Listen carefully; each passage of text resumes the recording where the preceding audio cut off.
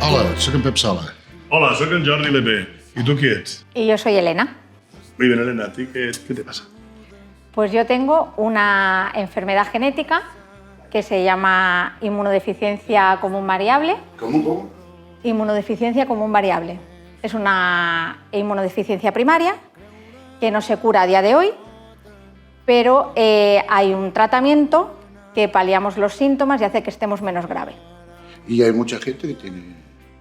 Pues en Cataluña hay alrededor de unas 1.800 personas o así que tienen esta enfermedad. Está considerada una enfermedad rara, pero hay muchas personas que necesitamos este tratamiento. ¿Y esto dónde lo podemos conseguir? ¿Vas a la farmacia y te lo dan o es una pastilla? No, ojalá. Este tratamiento, la única manera que se puede conseguir es a través de las donaciones de plasma. Escolta, allò que et deia. Per això, hem de donar plasma, hay que donar plasma, es importantísimo, por eso estamos aquí. Lo que te digo, es la razón de todo.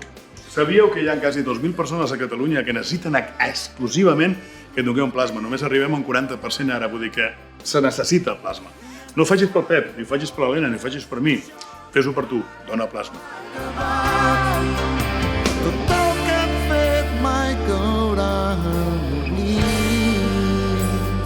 La primera semana de octubre es la Semana Mundial de la Donación de Plasma.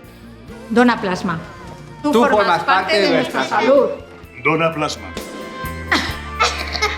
No te esperaba.